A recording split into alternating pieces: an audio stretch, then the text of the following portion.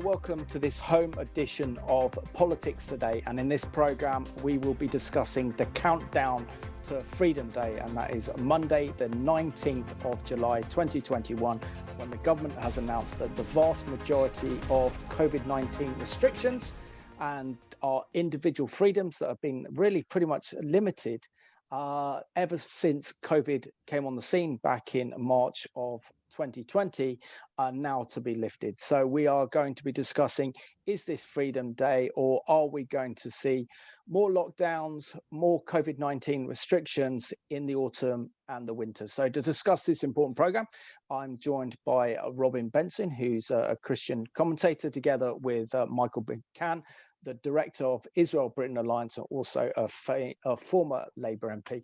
I'll start off with you, Michael. What do you think of the press announcement, the press briefing made by our Prime Minister Boris Johnson, in which he said the following regarding the lifting of the COVID-19 restrictions? He says here that the Prime Minister said, if not now, when? He declared yesterday that virtually all COVID-19 restrictions in England would end this month, despite rapidly rising cases. The Prime Minister said that the country must use the firebreak of the summer holidays to lift all remaining social distancing rules, despite predictions from scientists that will cause a new rise in hospital admissions and deaths. As he sought to end months of lockdown and simultaneously urged caution, Johnson urged that a delay into winter could be even worse. We must be honest with ourselves that even if we can't open our society in the next few weeks, when will it be helped with the arrival of summer and by the school holidays? Do you think this will be the start of getting back to normal, or do you think that the government has been a bit too hasty in wanting to lift these COVID-19 restrictions, knowing the number of COVID cases are going up, primarily due to the Indian variant? Yeah, no, I think they're 100% correct, and I hope that Scotland, it might be a forlorn hope, but I hope that Scotland follows in its footsteps very quickly as well. And I will tell you why, because there's a few things that you have to read between the lines, Simon, in relation to this. First of all, last summer, when we started to open up a little bit, there was a significant difference. We didn't have a vaccine, and now we have the vaccine. I've been double jabbed, my wife's been double jabbed, my son was part of a trial program, and he's been double jabbed. And you know, virtually everyone I know has been double jabbed. I know that there has been individuals that I have been close to who have caught COVID, probably the Delta variant. I've been in their company, not close company, but I haven't caught it. And I've been doing the lateral flow test. In fact, I went for a PCR test last week. No symptoms, and I don't have COVID-19. That tells me that if I have been in contact with it, I've not got it because I've now been double vaccinated.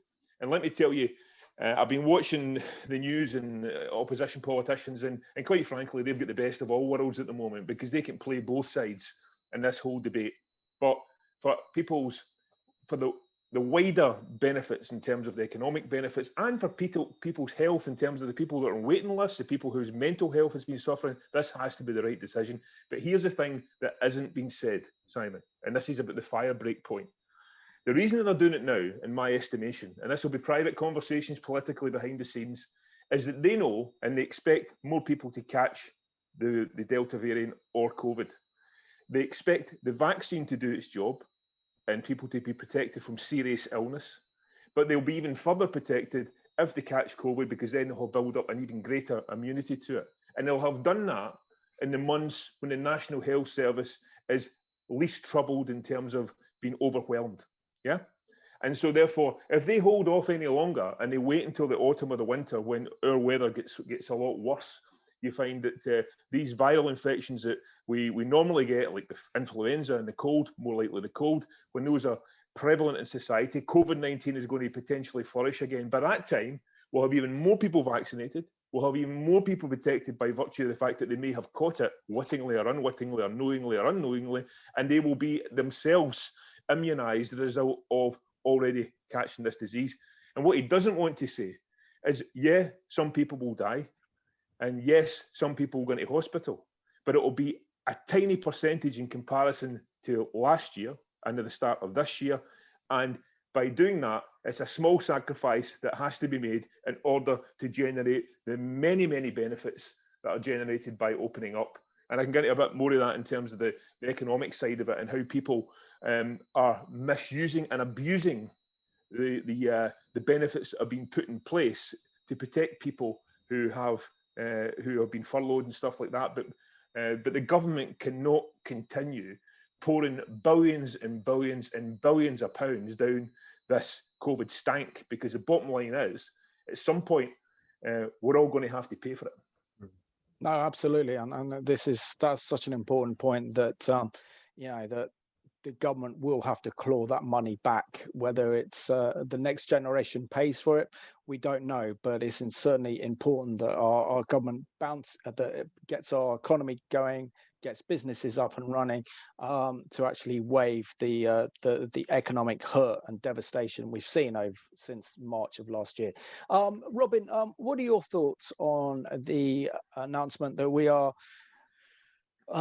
not far away from Freedom Day, which is Monday, the 19th of July. And in the announcement, as of this program that Boris made, was the fact that large weddings will be able to continue. This is after the 19th of July. Mass gatherings will be able to take place. All businesses to open. Unlimited care home visits. Drinks at the bar.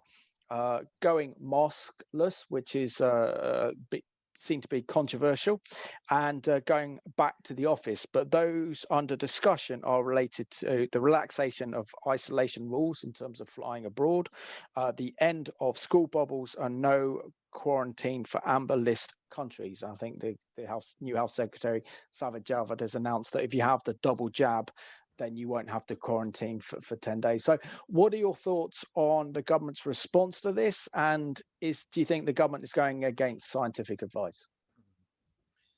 I think we face another situation where, and I watched the Prime Minister's announcement last night, the first time I've watched one of those for months. And it's clear from the way he and the two senior advisors phrased their responses to questions that were put to him after he made the announcement, that the government, the cabinet, have gone with this decision for all of the reasons that Michael has mentioned and others, pressures, realistic pressures that we need to open things up. But there still is, outside of this circle, a sizable number of scientists, advisors who are more cautious and are not sure that this is the right thing to do. So again, we have a situation where one group is saying one thing and the government has decided to go with what they've decided to do, taking on the advice probably of the majority of those who are involved in all of these committees and groups that are advising them. So it seems to me, listening to it and reading some of the responses in the media, the media articles today, that we have a situation yet again where it's a mixed message. Yeah. And those that want to jump on the fears of doing it too quickly are playing that up. And the government is trying to push ahead with the sort of things that Michael has already discussed to get things going again. And we're going to have to live with this almost contradictory set of messages and try and find our way through, plus the ripple effects of yesterday's announcements into the economy and everything else. Absolutely. Michael, very much like your thoughts on the new Secretary of Health, Sajid Javid, replacing Matt Hancock, of course, with his big scandal and the way that he's dealt with this crisis. There's been a lot of criticism. Do you think that the government is now in safer hands with Sajid Javid at the hands of the health department, and that people can now probably take more seriously government announcements made from the Ministry of Health? Yeah, well, can I just comment on that, something that Robin said, which I think is very important. It's important to remind ourselves that the reason that we were in lockdown and kept in our homes and all these laws were put in place to prevent us from going about our normal business was because of the potential for overwhelming the National Health Service. And now, nobody is doubting, even if you looked at the graphs from the experts last night, that the amount of cases and people going into hospital are tiny in comparison to what's previously happened. So that's why I'm on that side of the debate. On Sajid Javid, I thought Matt Hancock has never, I understand the pressure the guy was under, and whoever did that job was never going to have an easy time. I've never rated him, to be quite frank, in terms of, I think he's got no emotional intelligence. Even when he resigned, it was still, his resignation statement was, "I'm going, but look how good I was." And he was never that good. In terms of Sajid Javid, you've got a different kettle of fish. I think he's professional. I think he's very, very good. I know him personally because we did an Armed Forces Parliamentary Scheme visit together to Sandhurst, which we then went on an event with soldiers where you stayed overnight with the soldiers in the barracks, and they were doing all sorts of exercises for how terrorism could operate. And he outrageously accused me of snoring in the room that we were given by the army, which was incidentally was a sleeping bag, just in case you thought it was a luxurious visit. But Sajid is, I think he's a good man. From our perspective, you remember he was the Home Secretary that prescribed Hezbollah making the right and the proper decisions. And I think that he's now, I listened to him in the House of Commons today, I think he is the steady hand at the tiller, which was required and which will be required over the next few months. And if this is his return to politics, because remember, he left because of Dominic Cummings and all his nefarious activities in terms of trying to tell him who he could work with. He honourably left because he couldn't work under those conditions, and now he's returned. And I think he's got a good style about him. He knows his facts, and he's certainly a talented individual. Yeah. And Robin, what do you make of the Labour leader's response to Boris Johnson's press conference regarding lifting the restrictions on the 19th of July? And this is Keir Starmer, who said essentially that what we are, by lifting the restrictions too early with rising cases, is reckless, or thereabouts. Well, I mean, I go in some sense. I point back to what Michael already said about the Labour Party. They can play it both ways. The opposition can play it on both sides, and Keir Starmer, for now, has seemed to decide to play it as a critique of what was announced yesterday. And I mean, it's like he's looking into a crystal ball and saying, "This is what's going to happen." Well, if you listen to some of the other advisors, they think exactly the same. So he might be right. We'll just have to wait and see. But what do you expect him to say? Either he supports the government wholeheartedly, and then if things goes pear-shaped, it gives those who hate him in the Labour movement another rod to beat him with, or he comes out in opposition and criticises what the government has decided. So pays your money, takes your choice. Yeah. Michael, I just want to read a quote from the government's chief scientist, Chris Whitty. Says this one. It says, "I don't want people to feel that this is the end of COVID-19. It's very far from the end." And they're saying that there won't be a complete return to life pre-COVID-19 after the 19th of July. And we're saying the government is saying one thing, and you've really just made it very clear in the beginning of the program why the government has decided to lift these COVID-19 restrictions on the 19th of July. But we're seeing that our chief scientists also saying that this is not the end of COVID-19. Now they're possibly warning that we could face anything up to a large number in the autumn, and then having restrictions put in place in the autumn. So the question is, who do we believe? Do we believe these very cautious government scientists, or do we trust our government with these freedom announcement that they made, and that we're all hoping to get a life semi back to normal after the 19th of July, and certainly don't want to go into any more lockdowns, certainly don't want any more wearing masks, don't want any more social distancing, wanting to go to sporting events or wanting to go to church, for example. And these are just basic human rights that need to be adhered to, aren't they? Well, I don't think anybody's correct or incorrect. I think the scientists have got the privilege of being able to offer their point of view without having to worry about the consequences of what that point of view means. So I've listened to the scientists, because on the one extreme, you've got scientists who want us to be in lockdown forever and want us to wear masks forever and want to wear out wearing balaclavas permanently. And then you've got the other side who are being, the libertarian side, which has been almost end now. I mean, I think there's a balance to be struck. And ultimately, I go back to the numbers position. If this is about not overwhelming the NHS, if 100,000 people a day catch COVID, Simon, and they all have mild symptoms, what's the problem? What is the problem? Because they'll be in contact with people who are double vaccinated, who will not get the disease. I know people who have been double vaccinated. Robin, I suppose one of the controversial aspects of the government's announcement of lifting restrictions for Monday, the 19th of July, is the whole issue of face masks. Now, we know that after we came out of the first lockdown, face masks weren't mandatory, and then they came later in this summer of 2020, going into the autumn.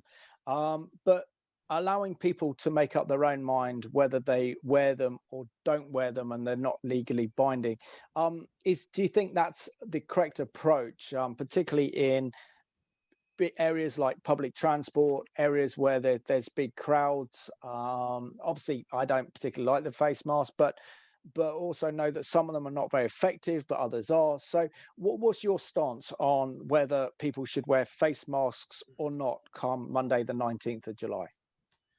Well, I, again, refer back to what Michael said. I think this is going to be one of the key issues, the whole issue of face masks and having to wear them or not, or being allowed not to. And already there have been some significant articles in the press today pointing out that some major companies are going to continue to demand people wear them when they come onto their property or come into whatever their facilities they're providing, and others are going to leave it open-ended and let folk make their own choice. And it has all sorts actually of legal implications, particularly if people are then required to have to come back to work. It's going to put a responsibility on employers to provide certain things, and if people continue to refuse, there's the possibility of being dismissed. So it is going to become, I think, a legal minefield, the whole business of the uncertainty over masks. Personally, I'm quite happy to wear one if it's necessary. I'm more than happy not to have to wear one if it's not necessary.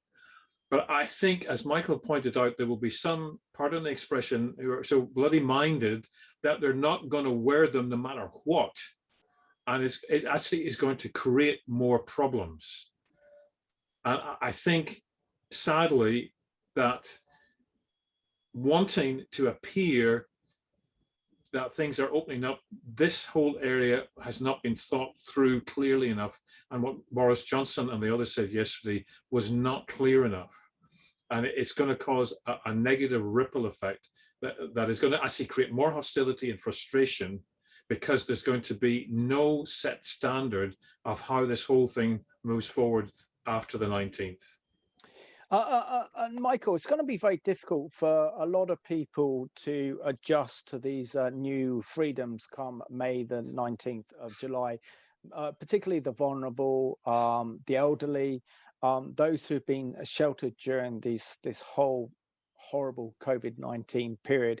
What measures do you think the government can do to kind of reassure them that they will be safe and that they can carry on meeting families, that they can go and enjoy the theatre, or they can go to church, and all these basic freedoms that we've so much enjoyed prior to COVID-19, but now we definitely don't take these freedoms for granted anymore? Well, I've got to be honest, I think they're already thinking about a third booster for people who are potentially vulnerable. But look, this is where the common sense kicks in, and I think you have to be honest and say, look, if someone has got a condition which makes them more vulnerable to infection, then, for example, if I was going to a house and you knew that some person had been in contact with somebody with COVID, but they hadn't actually caught it themselves, but you were a bit, I wouldn't ask a vulnerable person to go into that situation. That common sense would tell me that was potentially dangerous. So, the risks that people who have got who have vulnerabilities have always been there. They're there with daily life in any event. COVID is, without a shadow of a doubt, another new threat, but they've always been there. And I think an application of some common sense when dealing with these things. I was at a baptism a couple of Sundays ago, and my mother was there. My mother's friend was there, and I asked my mother after the service when we were having the celebration outside, I should add, to make it safer for everyone. I said, "Where's Greta went to?" And she goes, "Well, oh, she's still a bit nervous." So you've got all these different factors of people being their nervousness and so on and so forth, and then the situation that I'm facing in a week on after the show goes out, which is that my son's getting married, and sadly we can't have anywhere near the number of guests which were originally planned. We're having social distancing in the church. We'll have to wear masks in the church, despite the fact we're going to be miles away from each other. And a few days later, the whole of England is opening up. We don't know what's going to happen in Scotland if Nicola Sturgeon continues to play the game that she's been playing. Then we'll have had the madness of Scots travelling to England to go to the football match. We'll have the madness of 6,000 people being able to be in drinking sessions outside, but in a communal area. But we've still got restrictions. You can't have any more than 50 people. 50 people at such an important celebration as a wedding, the start of a new young couple's life together. I think that's a tragic. I think that's just as tragic as anything else that's going on, and that's why. Not just in balance. I don't even think this is finely balanced. I think the government had to make the decision that they've made. I think the small thing, the one criticism I would level at them is the same point that was made by Robin a few moments earlier, was they should have been clearer on the mask situation and where those will be still be applicable and where it shouldn't be left to individuals, because we know some individuals can be bloody minded. Absolutely. Simon, congratulations to your son, by the way. We pray that he has and your family have a wonderful wedding, which is very, very good. So it's a very cherished institution is marriage, and it's a godly institution as well. So which is good. Robin, you wanted to chip in there? Well, I just wanted to come in because I think one of the things that sort of I felt yesterday sort of slipped through and hasn't been really picked up on, as far as I can see in the press, is there seemed to be actually, for one of the first times that I'm aware of, an open admission that COVID is here to stay. It's not going away. It doesn't matter how much of a percentage of the population gets double jabbed. There's now the admission it's here. It's like the flu. It's going to be with us. So again, I think that's part of the mental, emotional, psychological adjustment that the government has got to somehow try to help the population to come to terms with, that this thing ain't going away at all, ever. You know, we have to learn to live with it and the consequences of it. And of course, today, they're all talking about this Lambda mutation coming out of Peru, which, you know, is now a mutation of interest, which means they're scared about what this one's going to do. So, you know, again, we have to live with the reality that there are going to be more of these mutations, some of which may slip around the vaccination program. So we are far from being out of the woods on this one. You know, we might be able to see the daylight, but we're far from out of the woods on this one, and there's a lot more to work through. Michael, they're saying that the biggest threat now is the Indian, the politically correct version, the Delta variant.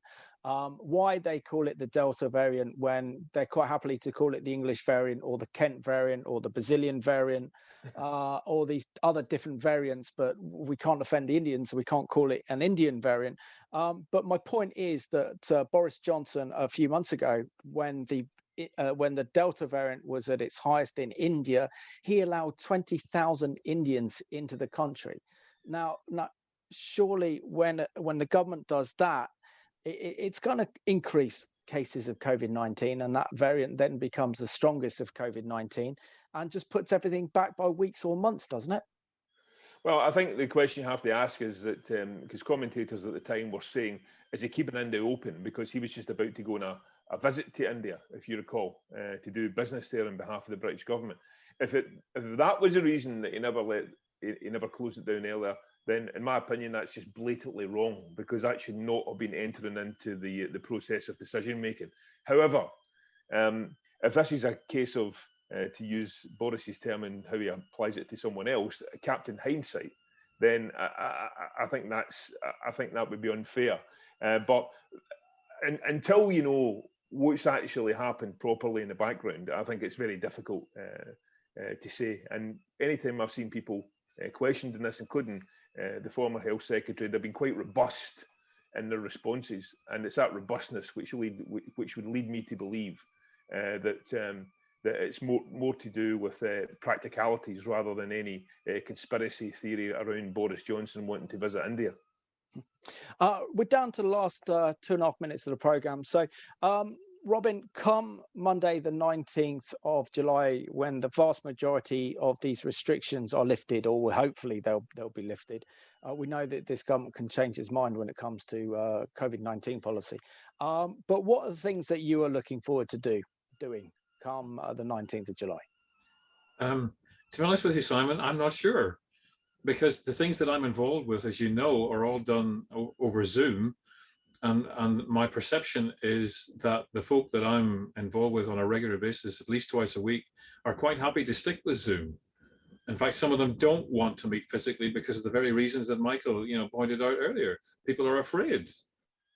So I'm not sure that my routine is going to change that much. I'll be able to get out and go for a walk along the coastline here, because you hardly ever meet anyone anyway. And wander to the shops. But in all honesty, I don't think it's going to make a hoot of difference to my lifestyle, one way or the other. And Michael, I can see from the pictures behind you, and I know that you're a big theatre lover. Is that one of the things you'd be looking forward to? Obviously, there are different restrictions in Scotland than there are in England, but eventually the Scots will have their freedom. So what's the first thing you'll do once lockdown is officially over and the Scottish government follows the English government with the 19th of July as Freedom Day? Well, let's clarify that we're not talking about freedom on a constitutional basis, because I'm quite happy being part of the United Kingdom. And can I just say that my wife, if she was in this show, she would claim I was antisocial in any event. But in terms of the two things that I like doing, I like visiting the theatre, and we've booked tickets to go and see Hamilton at the end of October in London. So I'm hoping that comes to pass. And I enjoy going to see sport and football, and I enjoy going out for a meal with friends. So I'm looking for those basics to come back. But I've got to be honest with you, in terms of we've not got a huge staff in terms of the Israel-Britain alliance, and we've been operating remotely, and that will continue, not because it's something that we feel compelled to do, but just simply as it turns out that it's turned out to be a fairly good way of working, and it's an efficient and economic way of working for doing the business that I do for the Israel-Britain alliance. But looking forward to the opening up, so you can walk down and you can see people's faces, and that we get back to the concept that if you wear a mask when you go into a shop, you're trying to rob it, and you're not trying to avoid getting COVID. Definitely. So, Michael, Robin, thank you so much for being my guest on this home edition of Politics Today. I want to thank you for watching this program, and I think all of you agree that it's essential that the government lift these COVID-19 restrictions that have been in place since March of 2020. We hope that we have life will have a bit more normality, and that we can do the things that we love to do, but maybe also give us time to think and reflect on the God-given freedoms that we have in this country, and not to take them for granted, particularly going to church as a part of our religious freedom. So I want to thank you for watching today's program.